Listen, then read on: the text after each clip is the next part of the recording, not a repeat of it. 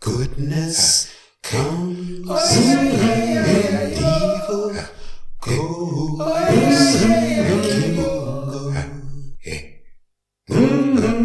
Kimungo. Kimunga Ukombozi, Kimunga Ukombozi, Kimunga Ukombozi, divine liberty, divine liberation, divine freedom, and all that will bring for African people wherever we happen to be on the face of this earth. Karibu, welcome. My name is Kwendi, and today we're going to get into another important subject, and that subject is economics is embedded within spiritual and cultural fabric. As with all the major areas of African life, the spiritual and cultural rooted core of living knowingness that African people have had from the earliest of times and groomed and shaped that, cultivated that in ever ascending development from age to age and from generation to generation. Economics is fundamental in that within that sphere, and it is energized from that spiritual core that is outwardly expressed in the physical world. And that age-old rudimentary formulation of what economics holds has always been key to African life. And that formulation, of course, is the African human resource, together with African land, is the basis of economy. And as we know, the African is living divinity. African soil is sacred soil. The two are inextricably linked in spiritual conception. The African and the soil are one. The African cycle is dependent upon the soil. In age-old conception, the African lives life.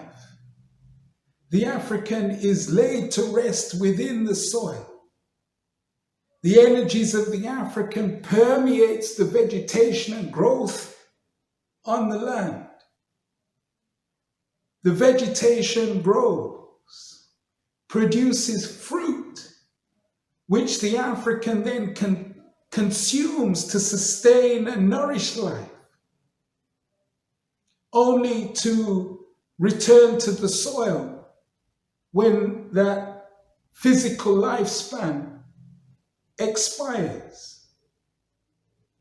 And so there's a continual dance that takes place, a rhythmic cycle that is incessant, unending, eternal. It is intrinsic to life that as caretakers of sacred soil, African souls harness the resources both above the soil and beneath the soil, and process those resources using exceptional genius flow and powerful labor to benefit in the growth, development, the betterment of self-determined African economy. So if we have living knowingness of this, we are able to express life accordingly. And it has been that way since time immemorial. But in recent times, with the interruptions and disruptions by others that mean the African ill during the Ma'afa of recent centuries, much severing of the African from African soil has taken place. Much severing from of the African from the African way has taken place. And African souls in such a position can be susceptible and vulnerable to being swayed and manipulated, misused, disused, abused to furnish and benefit the economy of others, to service exclusively the economy of others. However, as African souls restore their spiritual and cultural core of life, their living self restored, rejuvenated, creatively restored, if needs be, can use that natural genius flow to harness the financial functioning that takes place in popular terms, with the vision and the missioning to restore, reclaim, and claim rightful inheritance of natural sacred soil and the fullest functioning of the African divine self.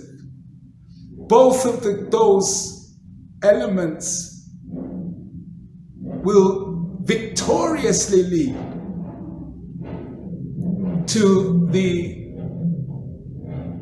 re-establishing of a magnificent African economy, and this time safeguarded, secured,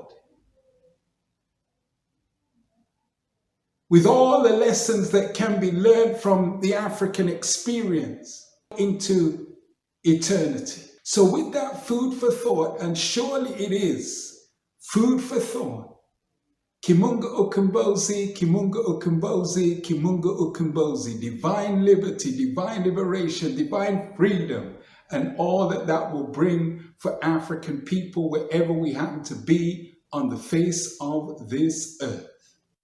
Restore your economy, your own economy. It's in you. It's inside of you. Bring forth that living spirit in you.